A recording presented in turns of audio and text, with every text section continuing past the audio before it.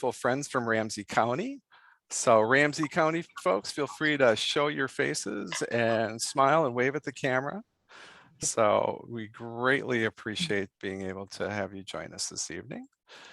So thank you. And with that, I'm going to invite our coordinator from Ramsey County himself. Actually, it's a secret, but I believe he's still an active master gardener in Hennepin. Darren, would you say hello and welcome to folks? Good evening, Terry, and welcome everyone. And thank you, Hennepin County, for the invite to partner with this continuing education program tonight. I know there's a lot of collaboration that goes on between Ramsey and Hennepin County, and we're excited to listen to this great presentation, and welcome.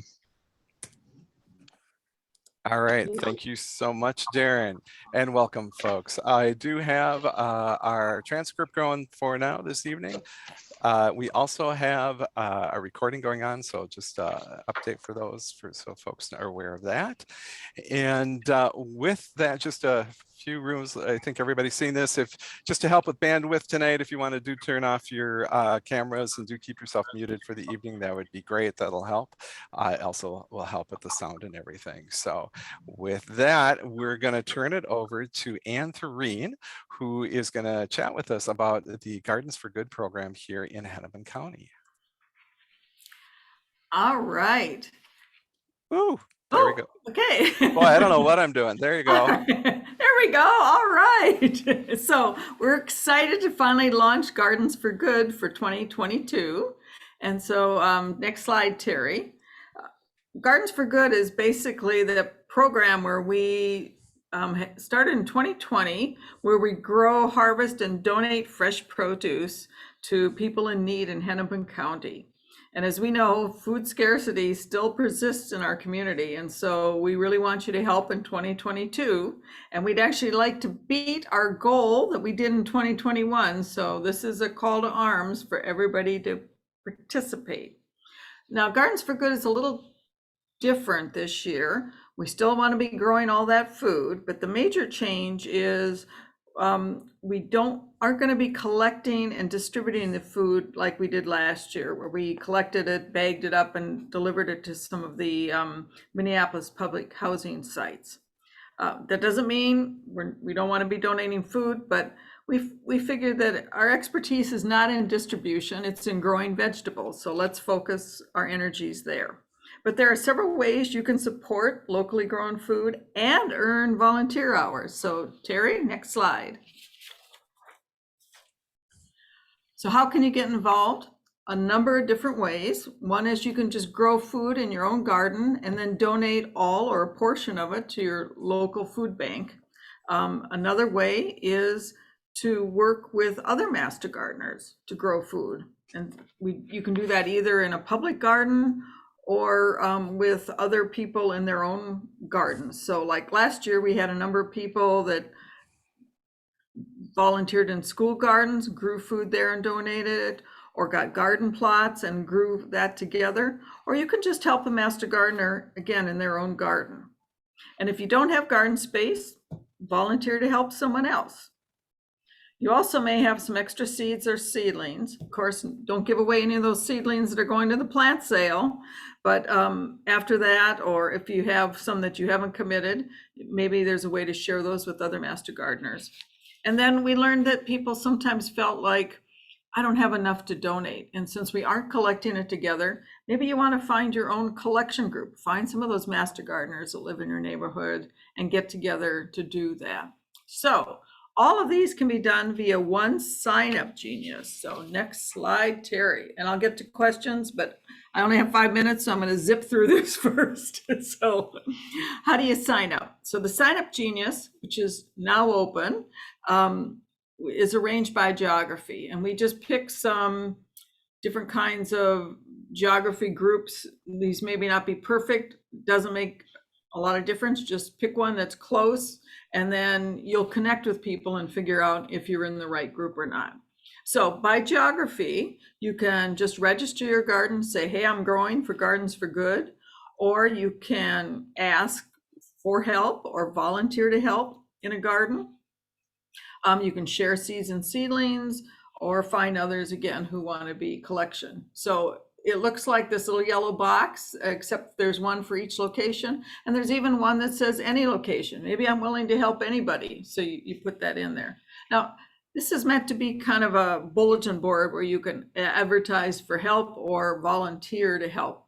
Sign Up Genius isn't the best for that. So you're going to have to put in the description a little bit of information. And we recommend to put in your zip code and put in either an email or a phone number, so that if Terry puts his in and say, I need help in my garden, and then he says, here's my zip code and here's my phone number, I'll give him a call and say, great, I'd like to help you out. And so the way that you can put your needs in, you can say, I want to help. And then if you get matched up with people or you get all your needs filled, we're asking you to go in and delete it so that people don't keep calling you and saying, you need some help. So that it's a little bit different use of Sign Up Genius, but I think it will work. Next slide, please. So how do I find out more? Okay, so where you want to start as a Master Gardener is on HGMC Shares, the Gardens for Good page. And there's the link there. It's kind of a long one, but it's there under Activities Community Gardens. And that's got the background of Gardens for Good, and then tells you how to participate, links to Sign Up Genius, everything you need to know as a Master Gardener, like how do I report my hours? How do I weigh produce? How do I get supplies if I need some, or tools or signs, etc. And then what we called the toolkit last year, which is really more of the details about how to safely grow food, etc. That's now on our Hennepin County Master Gardeners public site, the hennepincountymastergardeners.org. And that's for two reasons. One is we want you to use it, and we want the community to use it. And there we talk about how you can find a donation site, how to work with them when you pick one, also to have how to safely grow food if you're donating for other people to eat, harvesting, etc., and even suggestions on what to grow. And thank you, Annette Gustafson. She did this beautiful web page out there last year for us. You can link to it if you search for Gardens for Good. Right now, it doesn't link very easily off the first homepage, but they're fixing that. But you can find it, and it'll have some good information. Next slide. So, if you want to find out more, you can ask anybody on the committee this year. There's 4 of us that put this together. It's a lot smaller committee because we're not doing all the distribution, etc. But we're happy to help you. And we really want you to think about contributing to Gardens for Good. I mean, what a great way to get to know other Master Gardeners. And right now we're all feeling that need to connect with people. And there's such a critical need in our community for high quality food. And I know that Master Gardeners do a great job of that. So what could be a better thing to do? And this, my friend Carolyn would say, is doing her own thing this year, is let's beat that 5,000 pounds of food that we did last year. So that's it, Terry. All right, thank you so much, and greatly appreciate it. For those of you who are phone folks and want to have a link for our Qualtrics survey after Abra's presentation this evening, there is a QR code for you. I'll put this up later, but just wanted to prepare everybody that it was coming. With that, I'm going to stop my share and turn it over to Dell Hampton. And Dell, as many of you know, is a Master Gardener here in Hennepin County. And Dell is also with our State Advisory Board. And Dell is going to give us an update, as promised, on the State Advisory Board. Take her away, Dell. Good evening, everyone. Can you see my page? Yes, we can. Am I sharing? Okay, good. Yes. We can't see you, but we can see your page. That's fine. I can't see you, so I think we're sharing alike. First of all, I want to thank you for giving me the opportunity to share a little bit about what's happening with the State Advisory Board. I have 7 minutes to work with and much more material than I can cover in 7 minutes. And so, unfortunately, I will not be able to entertain many questions, if any.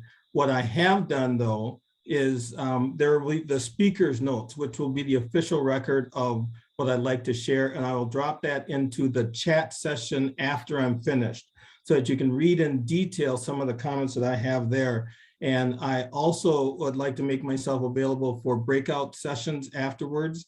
Chidi kindly offered to host a session through the Diversity, Equity, and Inclusion Committee on the name change thing. That's an example of how I'd like to make myself available to go deeper on some of the topics.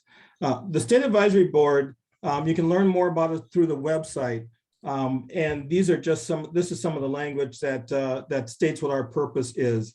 It's important to note that this is an advisory board. So unlike a board of directors for a nonprofit organization that is an official legal governing body, an advisory board is informal and does not have any legal responsibilities. Rather, we are convened to give the leadership team, the state leadership team, advice and support. So as such, we provide feedback on their strategies, objectives, goals, and activities. And then we also bring back to them what we're hearing on the street so that we can share with them so that they can improve their program. This is a picture of the current State Advisory Board. As most people, we are meeting remotely now. In the past, we've met at the Arboretum 4 times a year, but now we're meeting remotely. And in my speaker's notes, I go into a little bit of about the composition. So it's 14 voting members that are elected by the board. There's 4 voting members that may be appointed by Tim Kenny, the Master Gardener Program Director, and then he has the ability to appoint some non-voting positions. So there's about 14 of us in total that are on the board. Our chair is Frank. I don't know if he's on. He's from Ramsey County. He might be on here today for this term. And then Anna Barker from Washington County and myself from Hennepin County are co-vice chairs. And Deb Tomzak from Carver-Scott County is our secretary. Anna's focus is on communications and my focus is on board development. And you'll note that our own Deb Revere is also on the State Advisory Board. She's ex officio so that she can continue her fabulous work on the state conference educational program.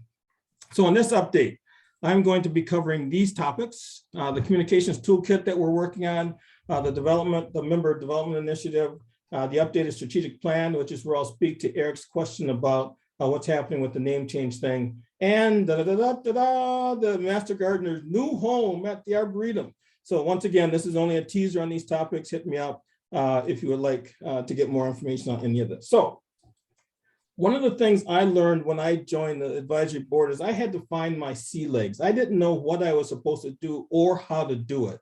And Anna felt it was important to develop a communications toolkit, which helped, number one, clarify the expectations and the roles of the SAB members, and then develop pathways and tools so that we can communicate with the regions that we represent, the counties that we represent, and with the State Advisory Board.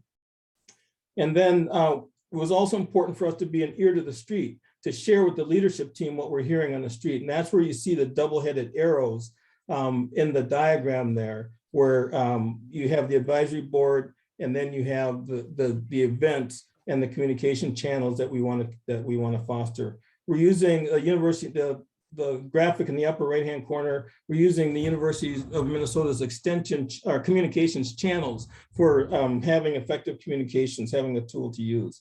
So Anna's done great work in developing this, and we're hoping that this will allow us to be more in touch and better communicate with the regions that we serve.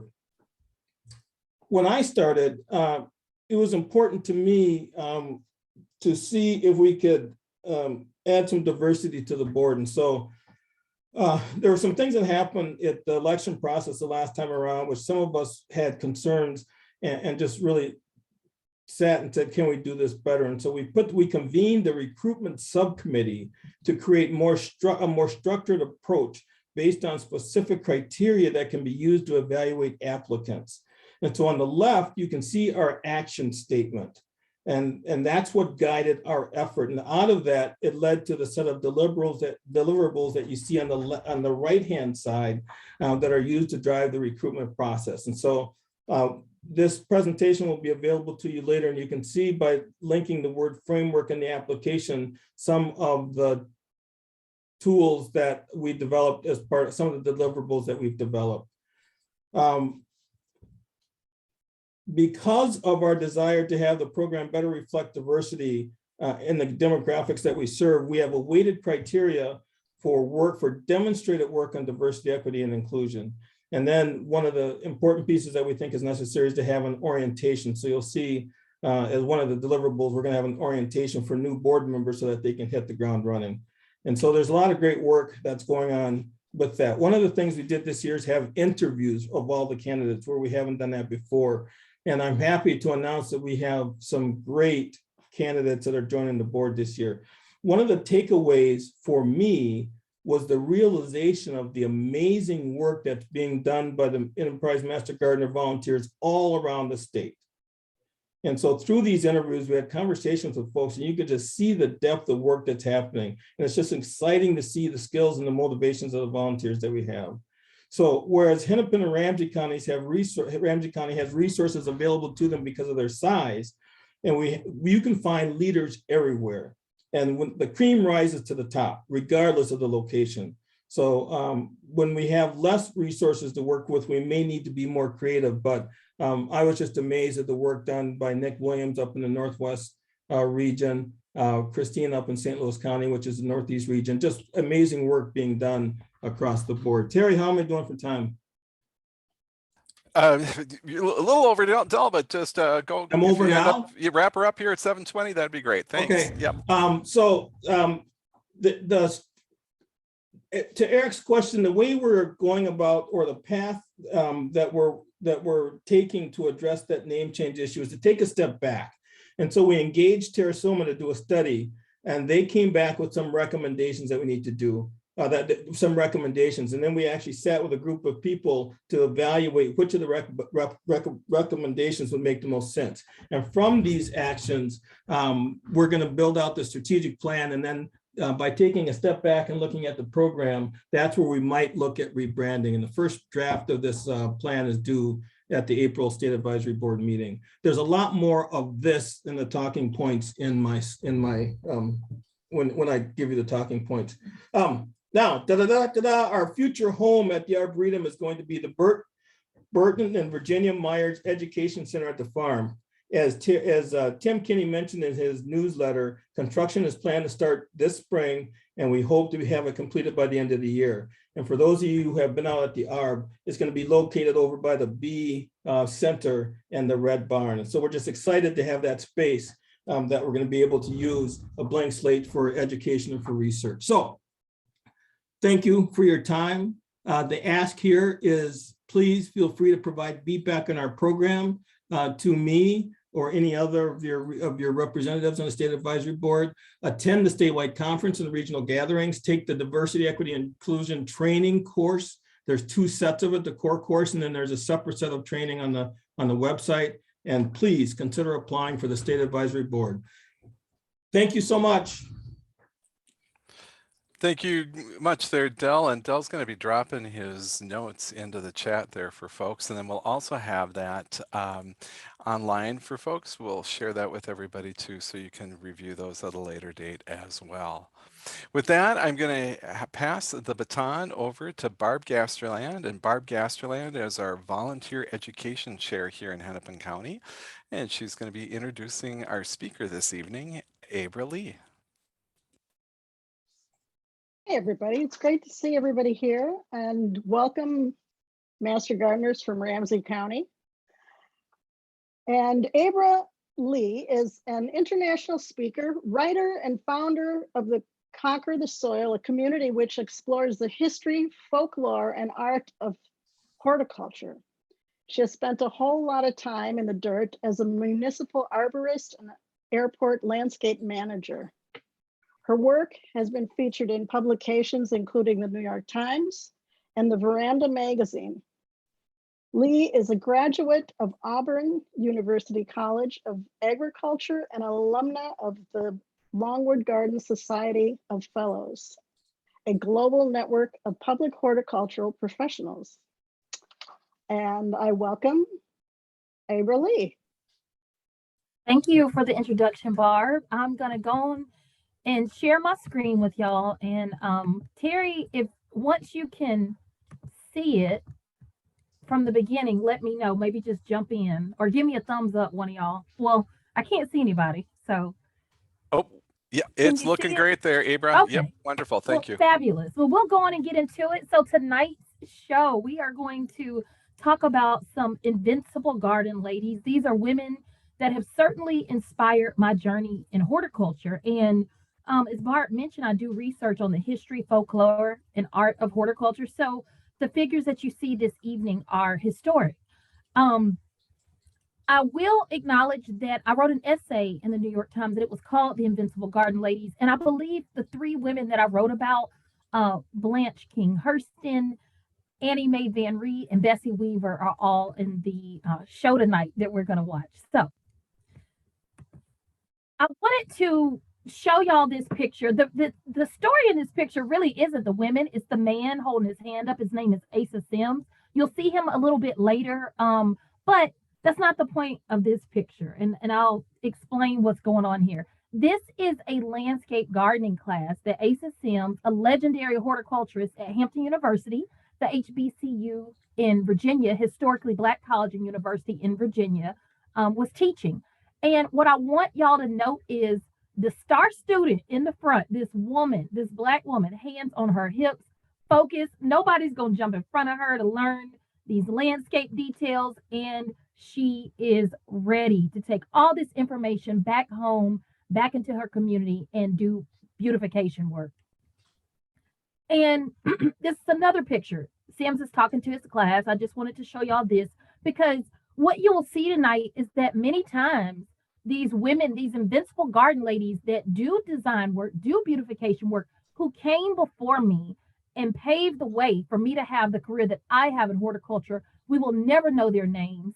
And sometimes we can't even see their faces. And you can see that here as well. And again, I wanted y'all to just notice how many women are in the picture here. And I should have mentioned that this class that Asa Sims is teaching, the students range in age from 18 to 70. 18 to 70. So it is never too late to get your horticultural knowledge on.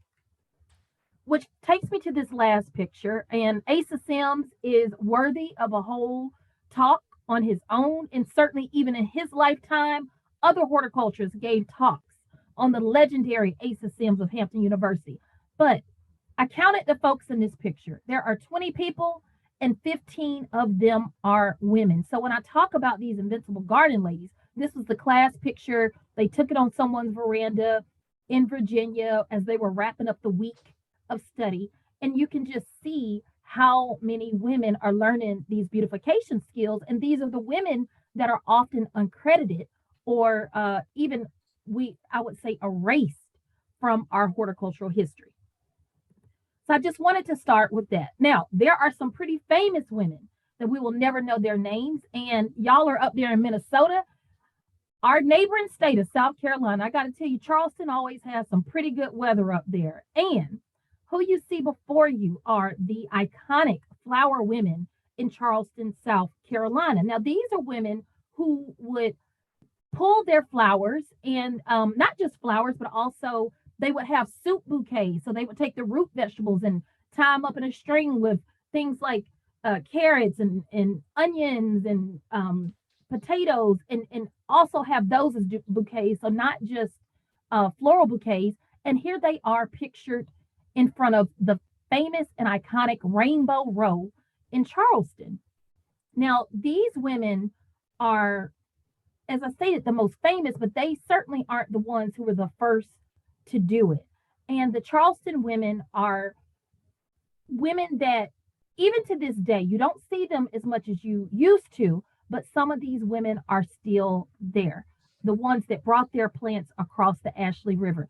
Now, the problem is that, and it really wasn't a problem, it was just a fact of the American South during the Jim Crow era. These women got so successful and so good at what they did that the city fined them. They said it was too many women out here selling flowers, doing this floriculture business. They didn't have permits. They didn't have signage to do what they were doing. And so the woman that you see on the left, who is named Elizabeth O'Neill Verner, you may even recognize her from the art world. Now, this is not a Black woman, but Elizabeth O'Neill Verner gives us a great lesson on how you stand up for people who are being harassed and honestly mistreated by people in public.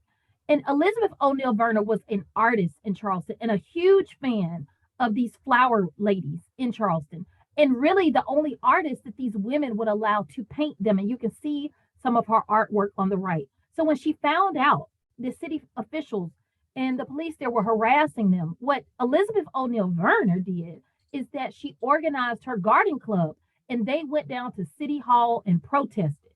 So why would the city suddenly change its mind when Elizabeth O'Neill Verner and her garden group show up? Well, you know what? These women, these elder women in Elizabeth O'Neill Verner's garden club, they have the right to vote. Those city officials have to be reelected. So the power of our vote does matter, even when we are protecting people in our own field. And in this case, the field of horticulture and floriculture. The women were indeed allowed to be back on the streets to sell their flowers. And Elizabeth O'Neill Verner carried on with her art. And this art to this day, this is 5-figure art. If you can even find any of her pictures of the Black flower vendors in Charleston, South Carolina. I mentioned that they weren't the first. The earliest ones that I have been able to find a picture of are these women in downtown Washington, D.C. in 1870. This is a real picture from Harper's Weekly, from the Library of Congress. And this is 5 years after the Emancipation Proclamation is read in the United States. Now, these women were women who grew their flowers in rural Virginia and brought them to downtown D.C. and set up shop in front of the Potomac River, brought these flowers in on horse and buggy. So it's not that you just see a group of flower women that resemble what you saw in Charleston. What you see here is a community. You see a sisterhood. You see a mobile nursery. It's not just cut flowers there. There are also potted plants. You see women who very much remind you of the dress that you may see coming out of West Africa, the gaylays on their head, the garb, the dresses. So that is what I want y'all to really capture from this photo here. Not that they were just mobile flower vendors or mobile nursery women, but that they're also plants women. These are experts. These are entrepreneurs, and they are people that are uncredited for their work. So when we think about the flower farmers of today, we cannot forget who the godmothers are. And the godmothers look like the women that you see here in this picture, Black women. And I say the word Black because even the artist noticeably captured that these were dark-skinned Black women, which I think is very beautiful and also very honest about who was down on the Potomac in the 1870s. Pretty much when they arrived is when spring arrived. Now, I want to go on to this woman that you see here. This is a pretty famous photo. You may notice her or know who she is. Her name is, and I say this in air quotes, Aunt Phoebe. So you're going to see on the next picture why I say it in air quotes.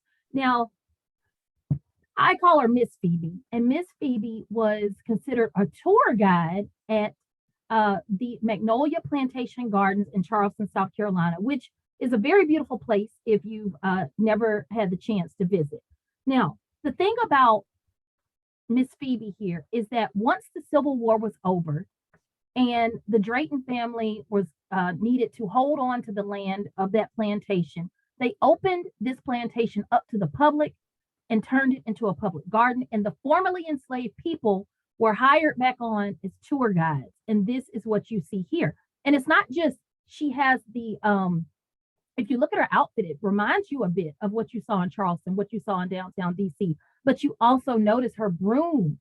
So very much capturing the Africanism, the swept yard that is pretty famous in rural areas in the South, or at least at one time was. But I want to tell y'all a little bit about the plants that Miss Phoebe was pointing out on her tour. Things like the native rhododendrons, sweet shrubs, spirea, jessamine, magnolias, palms, and Spanish moss. Y'all, that's not the work of a tour guide. That is the work of a woman that knows her plants, a naturalist, a woman who is a plants woman. So to call her just a tour guide isn't really being honest about the history on this plantation, considering that it was people like Miss Phoebe here that laid out the full plantation, that dug that land, that felled the trees, that created the paths. It's essentially what we now call modern landscape architecture. So why do I call her Miss Phoebe instead of Aunt Phoebe? Well, it's because she ain't our auntie, unless she really is, then have at it. But this is a time in the Jim Crow era when older Black people are not given these honorific titles in the South by white people. And to call her aunt is, in fact, a reference to that many older Black people were still servants. Post-Civil War, yes, Black people are no longer enslaved. There's emancipation. And where are these older Black people exactly going to go work and get a job? How are they going to purchase a home? And so, yes, many of them do return back to these former plantations to do service work, which is certainly honorable work. And the most famous Mammy might be the woman that you see on the left, or at least the caricature of Mammy in Gone with the Wind, Miss Butterfly McQueen. However, or Hattie McDaniel, I might have got that wrong. However, when we think of aunt, just think about someone like Aunt Jemima, who ain't your auntie either. And that is why somebody like Miss Phoebe, we deserve to call her by that honorific title. We deserve and must demand to call her the plants woman that she is, the nature person that she is, the person that understands the plants in the landscape at places like Magnolia. And also not just consider that she's a tour guide in these spaces and in these places, but think about the contribution that she gave on that land.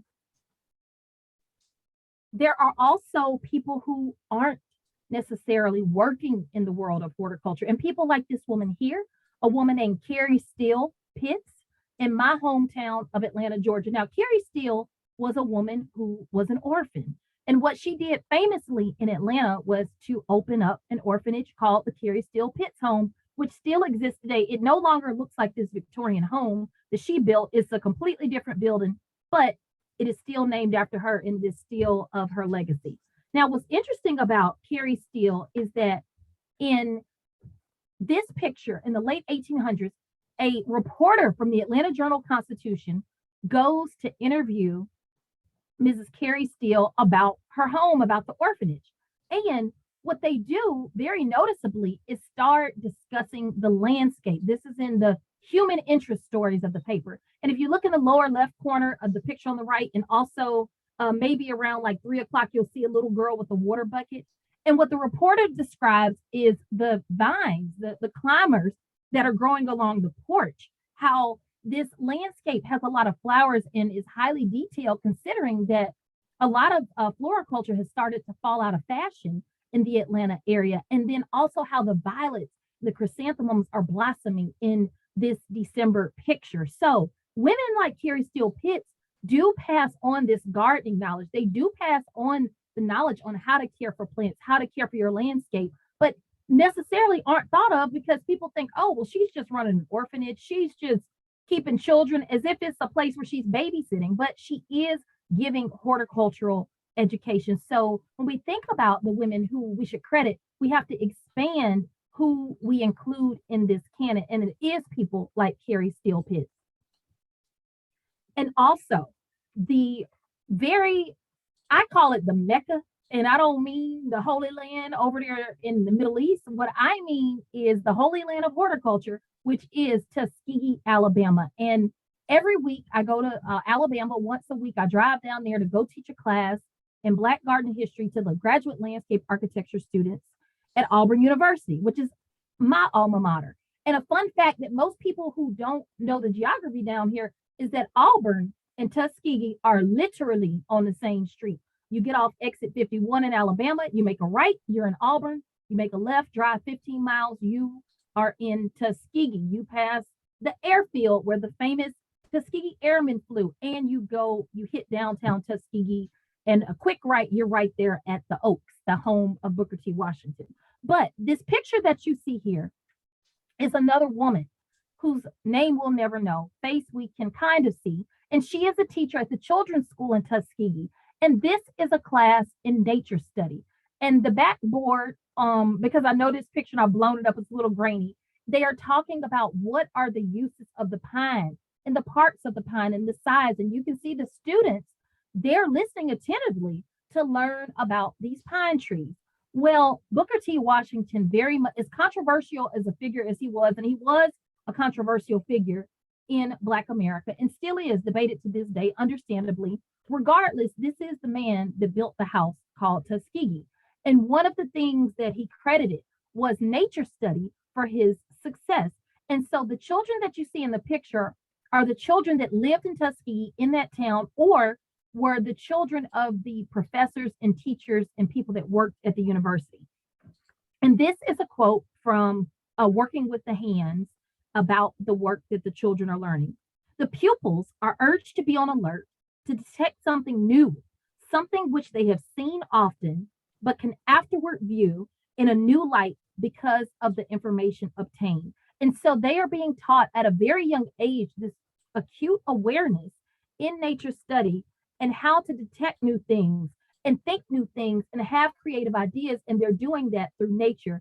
And the people that are teaching them how to utilize these skills and go on and succeed are women. The woman that you see on your left is Margaret Murray Washington. She is the third wife of Booker T. Washington. And she and Booker T. Washington end up going on a trip to England. This is about a 3-week trip that they take. And while they're there on a visit, they visit a place called Swanley Horticultural College. And this is an all-women's horticultural school in England. And at the time in the United States, women are not in school to learn outdoor skills. They're learning home economic work. They're learning dressmaking. They're learning how to do things like weave chairs, but they are not learning beautification, landscape architecture, floriculture, garden design. And what the Washingtons do is observe this school in England and watch women, young women, take on these classes and learn this type of work. And they say, aha, I'm going to bring that back to Alabama. And that is exactly what they do. And that is what you see here at Tuskegee. This is a school where the students built the school from scratch. Students made those bricks that you see in the back. And I want to read y'all a little bit about the curriculum of the outdoor work for women here, the women that you see in this picture. They are learning a study of outdoor yards and how to utilize and beautify them, trimming and shaping of beds and borders, special treatment of rose bushes and shrubbery.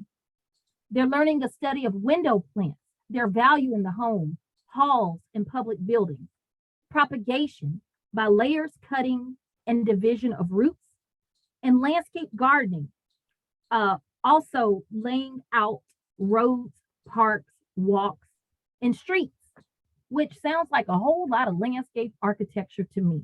So much, in fact, that Charles Dickinson, one of the first Black landscape architects, wrote that at Tuskegee, the students who were in home economics took his landscape architecture class. And as we know, the students at Tuskegee were Black, and that Black women were overwhelmingly in the home economic courses. So these are people who came before us who did the work.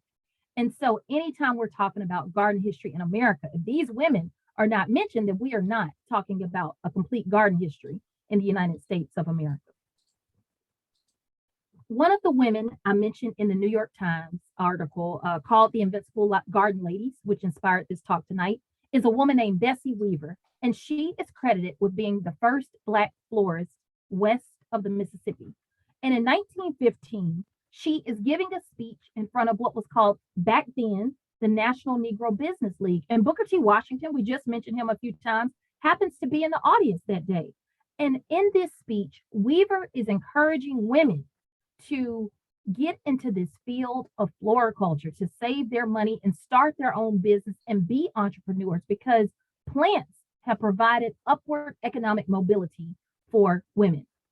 And this is a few of the ads from the paper. She launches a school of the arts so she can teach other women that look like her how to make this money.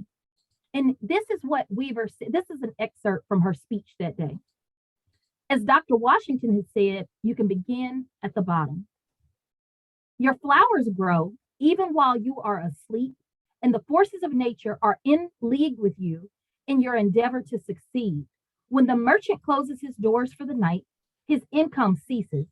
His stock is depreciating in value. The air and sunshine and moisture and the gentle rain from heaven mean but little to him as an asset, but to the florist, they mean much. And even when the florist retires, the buds will burst forth and blossom in the night.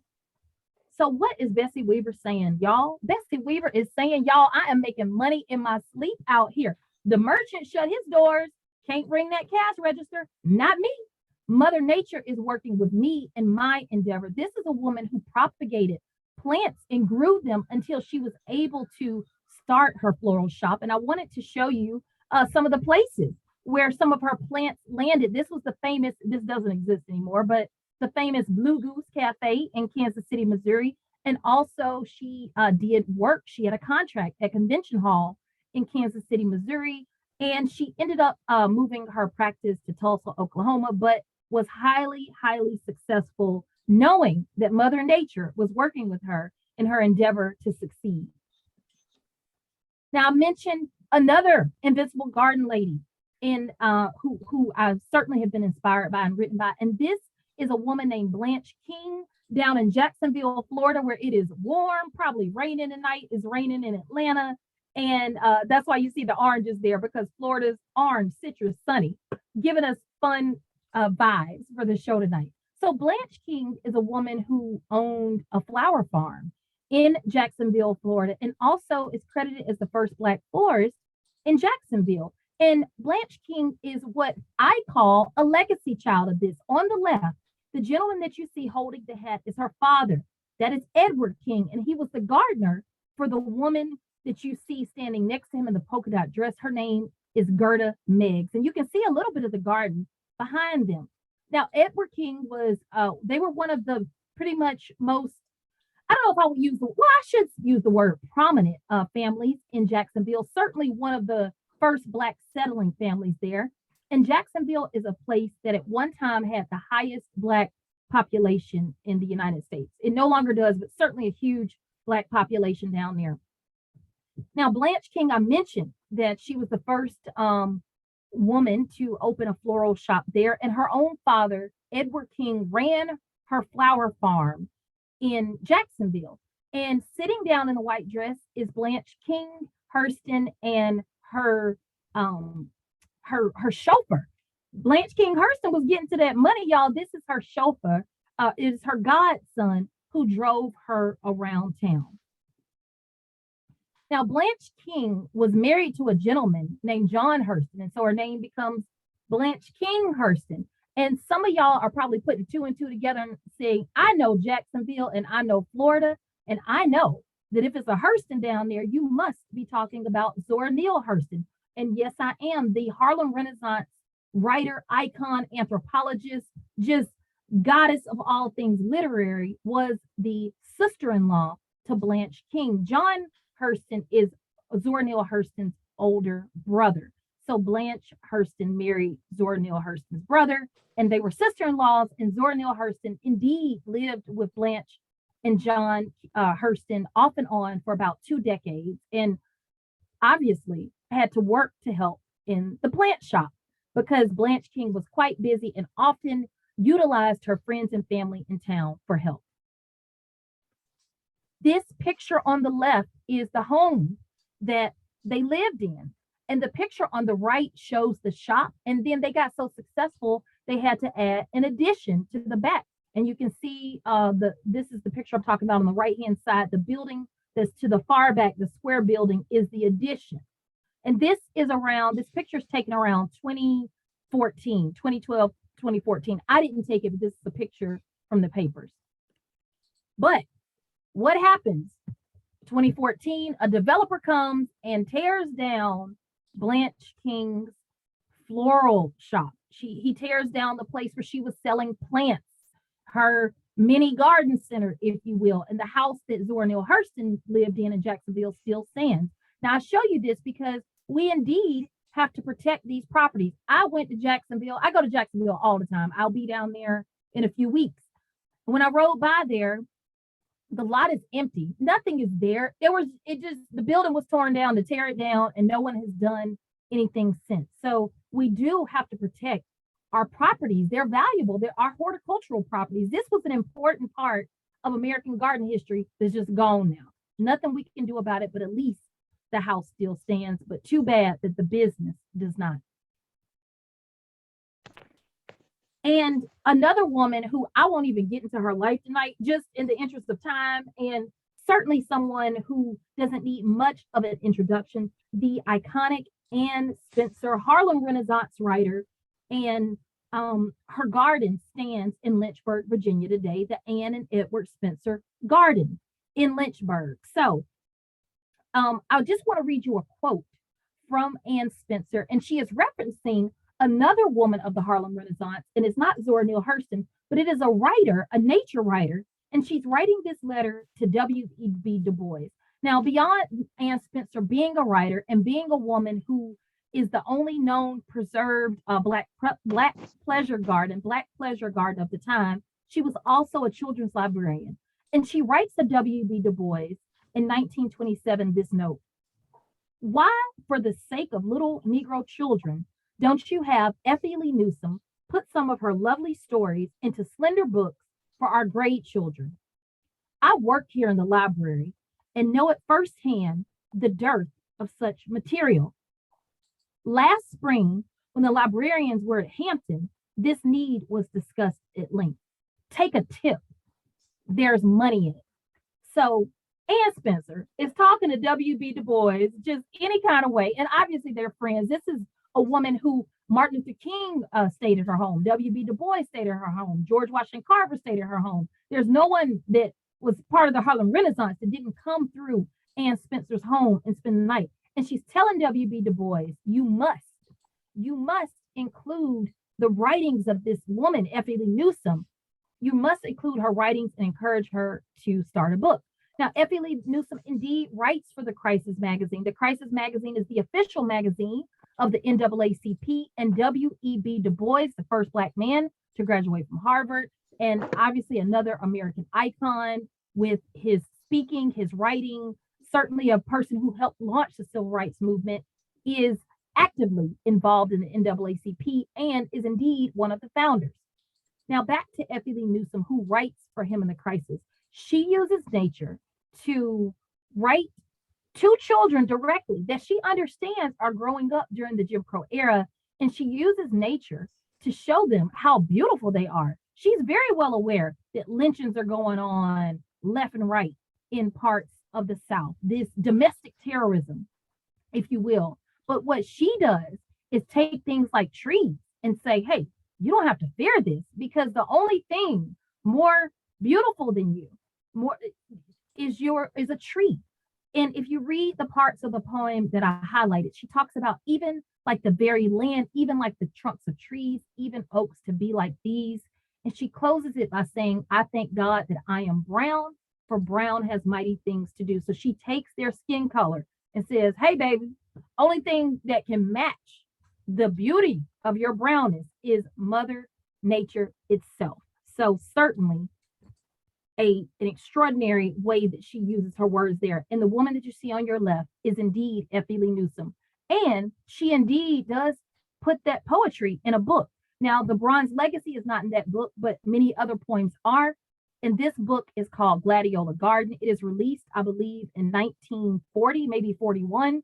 And it was re-released last year. And this is the cover of the book. And you see these beautiful brown children holding on to these oversized gladiolas.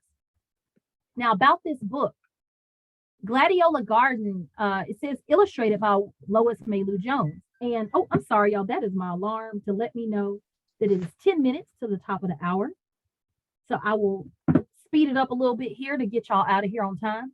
So Gladiola Garden is written by Effie Lee Newsom, illustrated by Lois Mailou Jones. And if you look at the bottom left on the picture on your left, it says the Associated Publishers, which is the publishing house of Carter G. Woodson, the founder of what was then called Negro History Week, which we now call Black History Month. So just the frontispiece of this book is just a legendary part of not just garden history, not just Black history. How about this, y'all? It's part of American history. And Effie Lee Newsome does what she does best. She takes the gladiola and talks about the many colors and tints. Oh, little girl, oh, little boy, in gardens of mixed shades and joy, one really has to think of you, for you are many colors too, because these brown children are showing up in all shades and all variations, and you can see that captured by Lois Mailou Jones, who we see here, who is the illustrator of Gladiola Garden and is a woman, grew up in Boston, attended art school there, studied in Paris, spent her summers on Martha's Vineyard, where she is buried. That is where her grandmother lived. And she was also the head of the art department at Howard University for many, many years. So Lois Mailou Jones is an extraordinary artist in her own right. Pretty much everybody I talk about today could have their own 1-hour lecture, their own book written about them. I wanted to show you some of the pictures in Gladiola Garden. And I show this because especially with the dark-skinned Black children, I bring that up because colorism is still a very real thing in not just the United States, certainly even in Black communities. These dark-skinned children are not drawn as caricatures like a Aunt Jemima, where sometimes the features are exaggerated or they're looking goofy. Look how beautiful they look. Look how they are standing tall, head in the air in nature, and they are there to hold these blooms in their hands, and they have their full lips.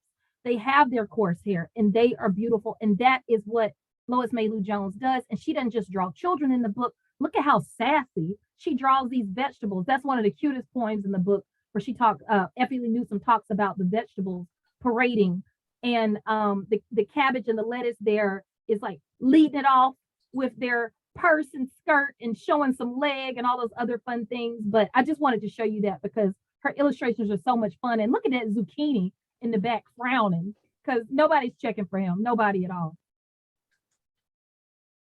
Now, the third Invincible Garden lady that I wrote about was a woman named Annie Mae Van Reed. This is Darlington, South Carolina's finest, and she owned a 5-acre nursery and greenhouse in Darlington. The picture on the left shows her inside of her shop, and obviously the one on the right shows her in front of one of her greenhouses there. And this is also a woman that worked for the Crisis magazine, selling the magazines, which we mentioned earlier was the magazine that was edited by W.B. Du Bois, among many other things that Annie Mae Van Reed did. She was also a teacher and a phenomenal businesswoman.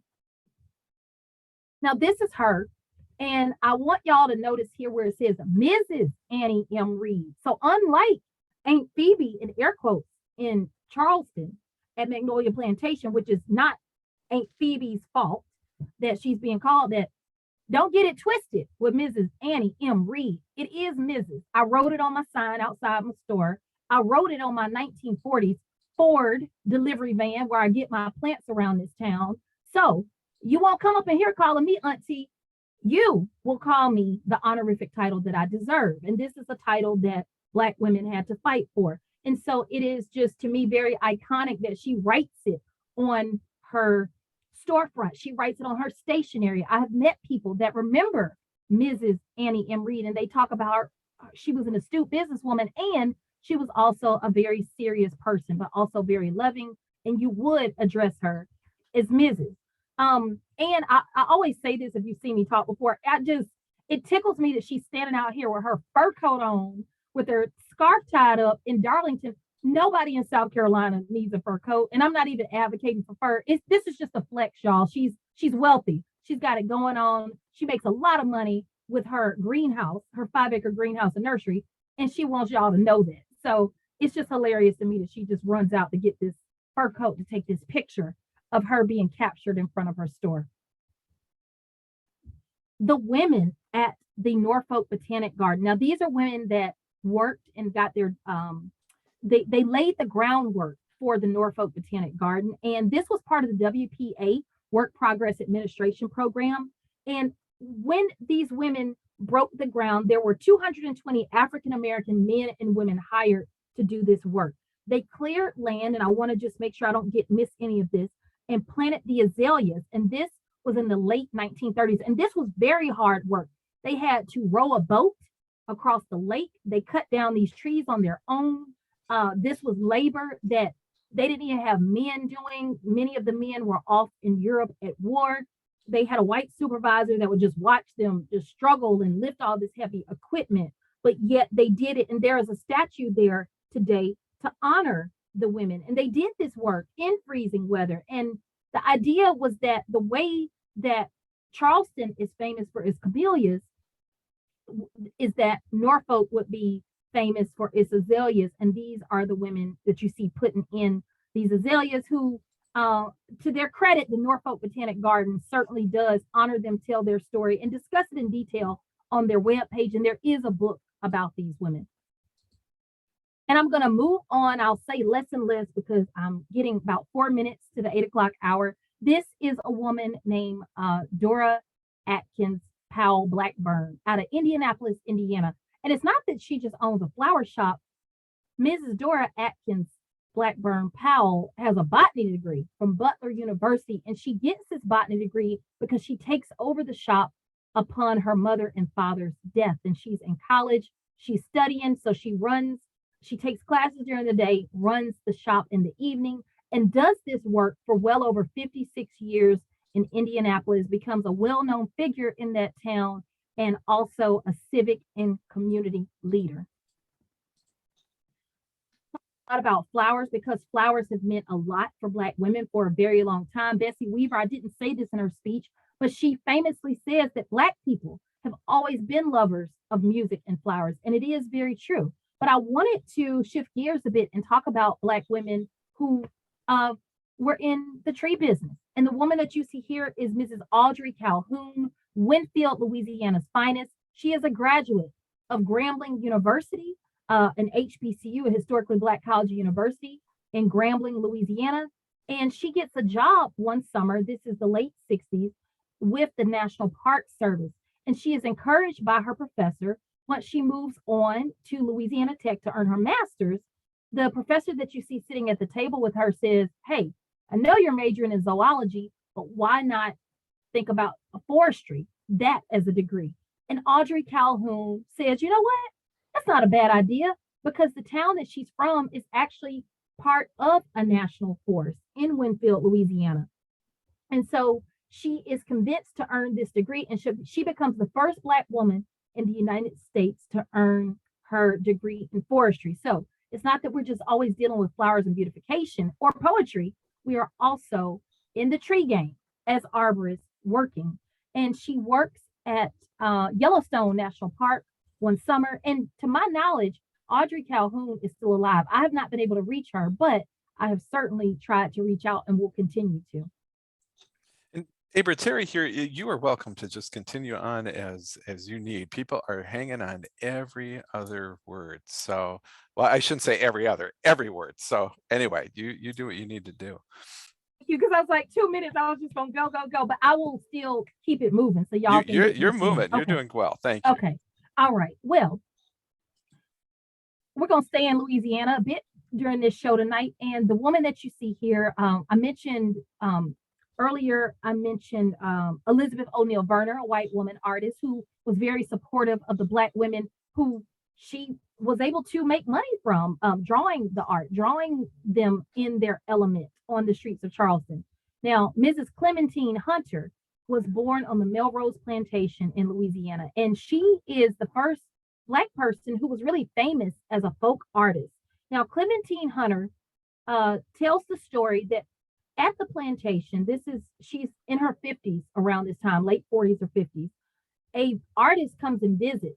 And this is the middle of the 20th century. So the plantation is no longer obviously for slavery. But a visiting artist comes to the plantation, leaves their paints and brushes behind. Clementine Hunter picks them up and paints a shade, a window shade. She uses her lap as her easel, and people just go wild about her paintings. And so she is what we call a memory artist. She paints pictures that she remembered from her childhood on this plantation in Louisiana. And one of the things she's very famous for painting is these zinnias that you see here. And she talks about they're her favorite because they just looking straight at you. And I love her so much because I remember seeing zinnias looking straight at me when we would go down to my Aunt Lois's house on Barnesville, Georgia, in Barnesville, Georgia on the weekends when I was a child and honestly as an adult growing up. So Clementine Hunter is certainly representative that work of Black women, these invincible garden ladies in horticulture, isn't just always limited to labor. It is also art. It is their eye for art. It is the way that they capture the memory of things and plants. And there are just some beautiful pictures that Clementine Hunter has that shows some of the landscapes in the back. She'll show card games happening under trees, but her work, she lives into her 90s, almost to the age of 100, and her work is displayed in galleries to this day. And good luck trying to afford one of her paintings, because I don't think that any of us can do it, but we all should aspire to.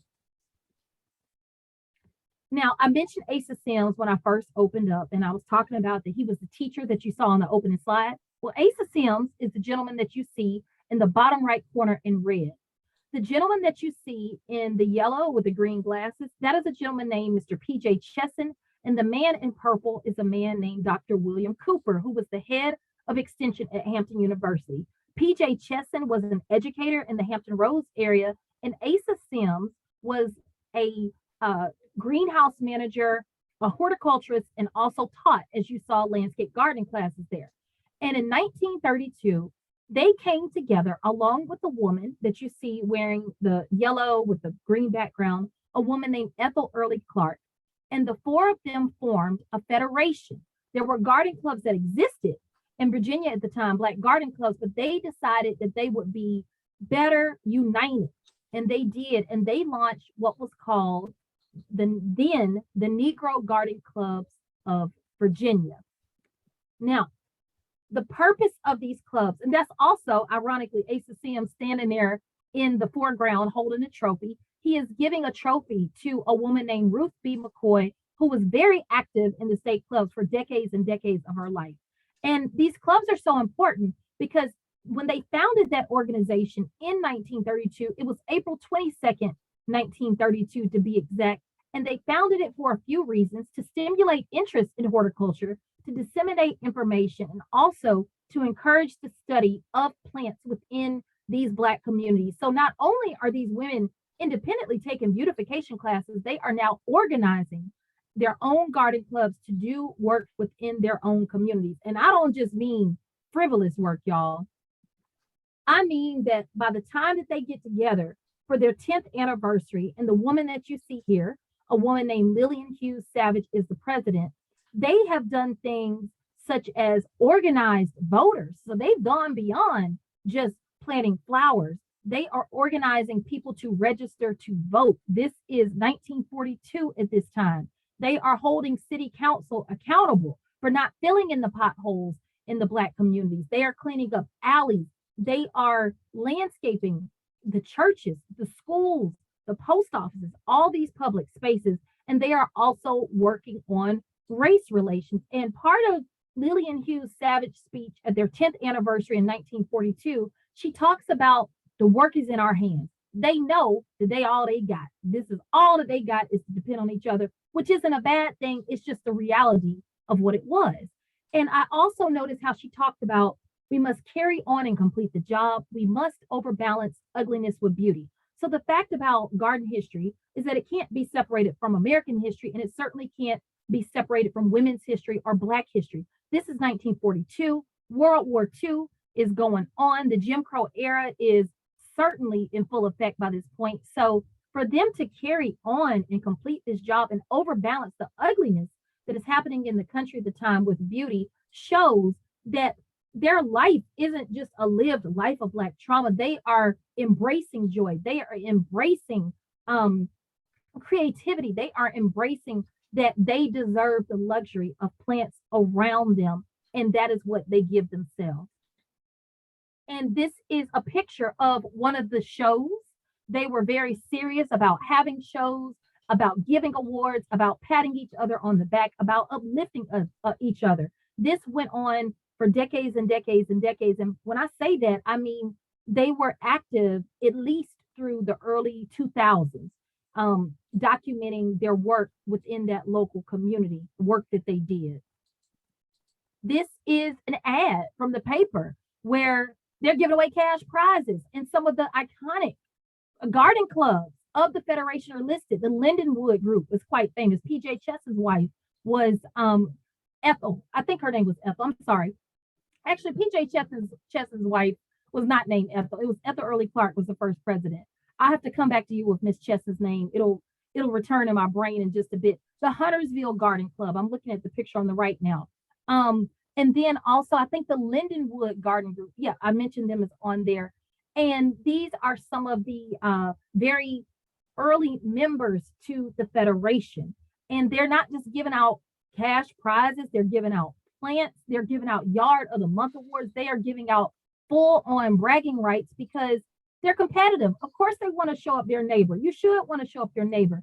And they're doing it, and all the while creating all this beauty in their communities hidden in plain sight. And race relations was very important to these women.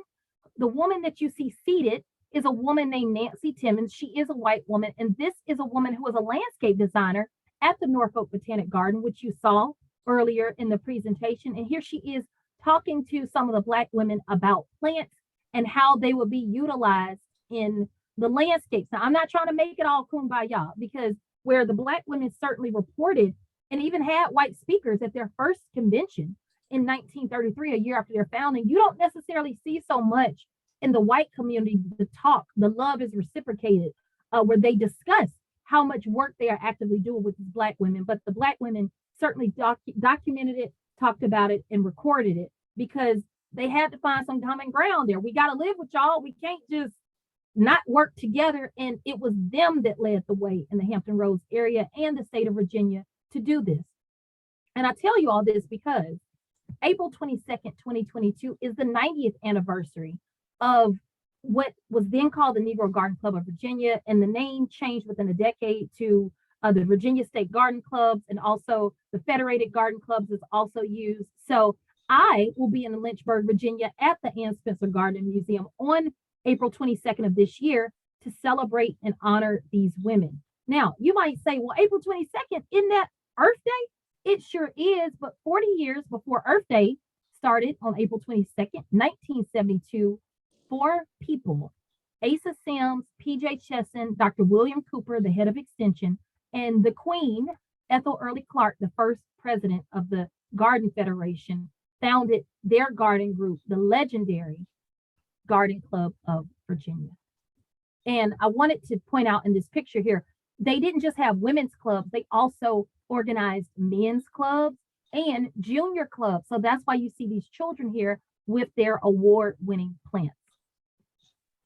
So what are the takeaways that I want y'all to go away with tonight? And maybe Terry shared some of this with y'all. Well, number one, who do we credit? Who do we revisit? Does Miss Phoebe get her credit? Does Annie Mae Van Reed get her credit for running a 5-acre nursery and greenhouse, which is essentially a garden center? Because that's what it was in Darlington, South Carolina. This is a woman who sent plants from South Carolina all the way up to Boston.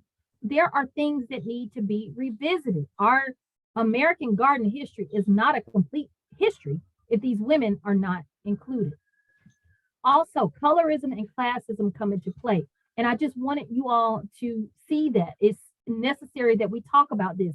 The same beautiful Black children that you saw with their dark skin, with their coarse hair, with their full nose, drawn beautifully by Lois Maylou Jones and Garden Glory, are the same Black people that you see with over-exaggerated features holding watermelon that's running down their arm, making them look goofy and crazy. And that's a whole other story about watermelon, because we know that watermelon was a symbol of, I got land.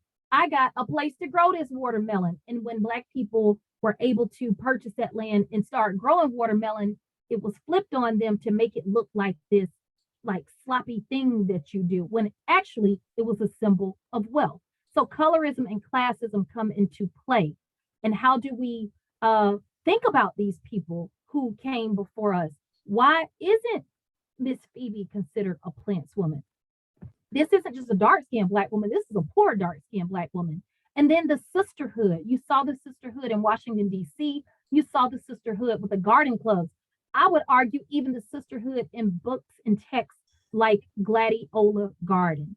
And finally, these are things certainly to be celebrated. So we have to be real about the times that they lived in and also be very aware not to reduce their life to Black trauma, not to make any of this about white guilt. It's not any of that. This is a celebration of the women who have done the work, a celebration of the people who certainly made my career in horticulture possible, the reason that I'm able to speak to you all today. So I want to thank all y'all for coming out tonight. If there is a story that you would like to share that I don't tell or I didn't tell, please feel free to, the best way to reach me is email. I'm not going to lie. I go on social media once a week. I feel like it's just a riot in there, y'all. It just stresses me out, but I do go in and check it. So if that's easier for you, please feel free to tag me. But of course, you can reach me at Abra, A-B as in boy, R-A, at conquerthesoil.com. And I want to thank you all for your time. Thank you, Terry. Thank you, Barb. Thank you, Darren. Thank you, Minnesota. I've never been in front of a Minnesota audience before, and I'm so happy to be here with y'all tonight. So with that being said, Terry, I want to just make sure I should just stop sharing my screen, correct? I don't want to hang up on anybody. Yeah, you're totally fine if you want to stop sharing, and there you are. Okay. I don't know if you can see all the adulation in the chat there, but just all sorts of I will have to pull up the chat, Terry. wonderful thoughts. I will share that with you, Okay. Abra, too, and so that you can go. There weren't a lot of questions. I was going to say, can you tell us a little bit about the book? It sounds, I think you told us it's coming out early next year. Is that correct? Yes, it's scheduled for release in winter 2023. So winter can mean anything between January and March. And the book is called Conquer the Soil. And it says the untold stories of America's growers, farmers, and gardeners, but it's really undertold. I wouldn't know these stories if Black people before me didn't record them. So to say untold is not truthful, but it's for literary purposes. I think it just sounds a little better. But some of the people that you saw here tonight will be in that book, much more details about their lives. And then many people that I didn't discuss will be in the book as well. So it will, I'm still scribbling it out, but it will be coming to y'all real soon. Wonderful. Well, thank you so much. So with that, folks, I've put into the chat a link out to our survey on tonight's presentation. But again, thank you, Abra, so much for spending time with us and coming all the way from you go Atlanta, because you go so many places. So I was going, okay, Florida, Atlanta, where is she now? I'm home. That's what all right. I didn't talk about her, but that's Lucille Keynes of Harlem, New York. But yeah, I'm home. I will, but it's funny you said that. I'll be in New York this weekend. So hey, I do move. I'll be on the move. All right, wonderful. Well, we hope to see you in Minnesota sooner or later. So thanks again so much for your presentation. And thanks again, Ramsey County, for joining us and helping this all be possible this evening. So thank you, everybody. Have a good one. Take care.